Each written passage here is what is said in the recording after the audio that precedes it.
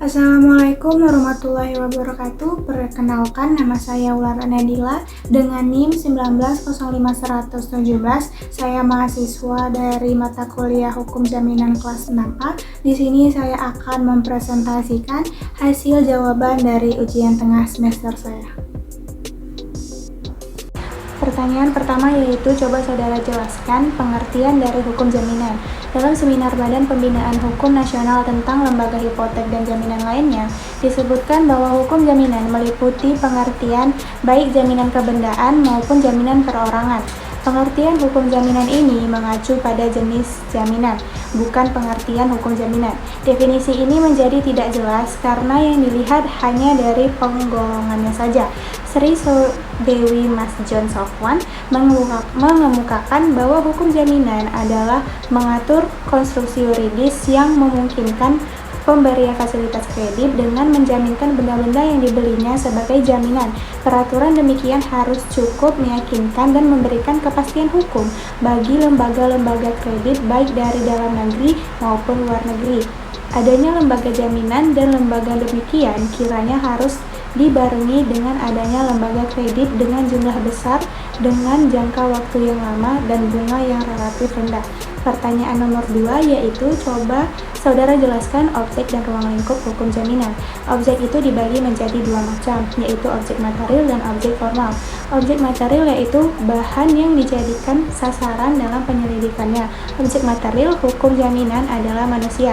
Objek formal yaitu sudut pandang tertentu terhadap objek materialnya. Jadi objek formal hukum jaminan adalah bagaimana subjek hukum dapat membebankan jaminannya pada lembaga perbankan atau lembaga keuangan non-bank.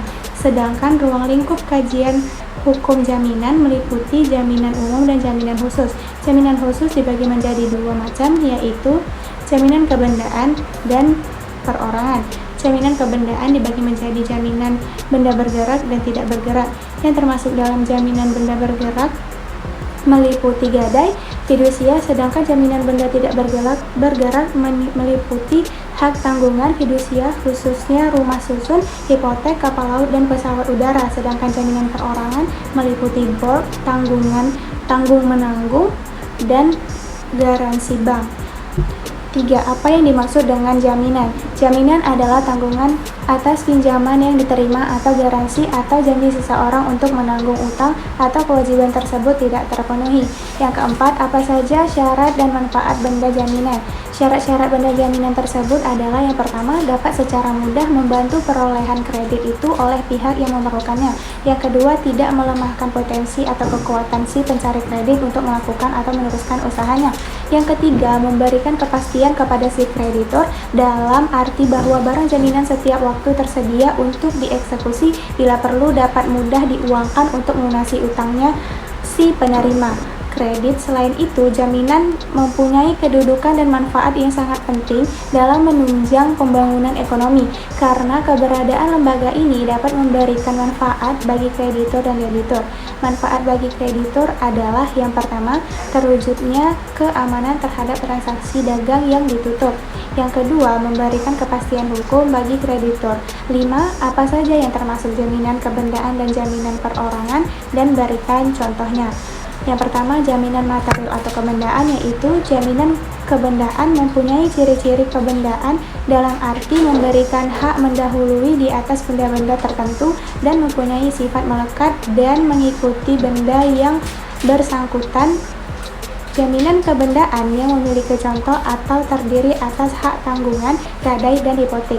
Yang kedua, jaminan material atau perorangan, yaitu jaminan perorangan tidak memberikan hak mendahului atas benda-benda tertentu, tetapi hanya dijamin oleh harta kekayaan seseorang lewat orang yang menjamin pemenuhan perikatan yang bersangkutan. Jaminan perorangan terdiri atas penanggungan hutang dan perjanjian garansi. Yang keenam yaitu jelaskan mengenai jaminan regulatif dan jaminan non-regulatif. Jaminan regulatif adalah suatu lembaga jaminan yang sudah diatur dan telah mendapatkan pengakuan dalam peraturan perundang-undangan.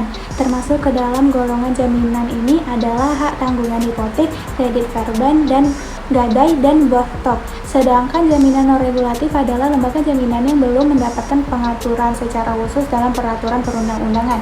Jaminan demikian ada yang diatur dalam hukum kebiasaan, jurisprudensi, dan ada pula yang diatur dalam suatu perjanjian atau bersifat kontraktual. Misalnya pengalihan tagihan dagang, pengalihan tagihan asuransi, atau surat kuasa mutlak yang tidak dapat dicabut kembali.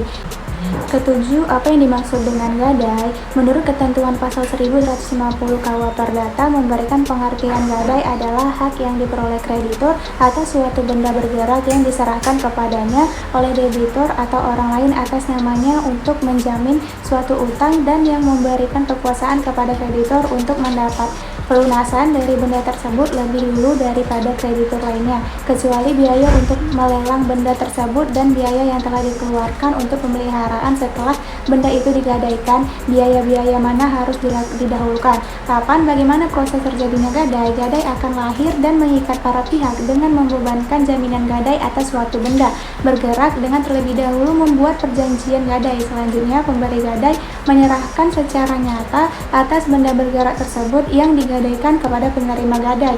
Namun, proses terjadinya gadai tergantung pada benda yang akan digadaikan, seperti benda bergerak yang berwujud berbeda dengan proses terjadinya gadai pada benda bergerak tidak berwujud. Terjadinya gadai harus dipenuhi persyaratan-persyaratan yang ditentukan sesuai dengan jenis benda yang digadaikan. 9. Bagaimana proses pelelangan jaminan gadai? Pelelangan barang gadai diatur dalam pasal 1155 KUH Perdata yang menyatakan bahwa bila oleh pihak-pihak yang berjanji tidak disepakati lain, maka jika debitur atau pemberi gadai tidak memenuhi kewajibannya setelah lampaunya jangka waktu yang ditentukan atau setelah dilakukan peringatan untuk pemenuhan perjanjian dalam hal tidak ada ketentuan tentang jangka waktu yang pasti, kreditur berhak untuk menjual barang gadainya di hadapan umum menurut kebiasaan setempat dan dengan persyaratan yang lazim berlaku, dengan tujuan agar jumlah utang itu dengan bunga dan biaya dapat dilunasi dengan hasil penjualan itu. Bila gadai itu terdiri dari barang dagangan dan efek-efek yang dapat diperdagangkan dalam bursa, maka penjualannya dapat dilakukan di tempat itu juga, asalkan dengan perantara dua orang makelar yang ahli dalam bidang itu. 10. Jelaskan hak-hak lain yang bukan merupakan hak kebendaan tetapi mempunyai persamaan dengan hak kebendaan. Yang pertama, privilege atau hak didahulukan. Menurut ketentuan pasal 1134 KUH Perdata, hak istimewa adalah suatu hak yang diberikan oleh undang-undang kepada seseorang kreditur yang menyebabkan ia berkedudukan lebih tinggi daripada yang lainnya, semata-mata berdasarkan sifat piutang itu. Gadai dan hipotek lebih tinggi daripada hak istimewa kecuali dalam hal di mana oleh undang-undang ditentukan sebaliknya.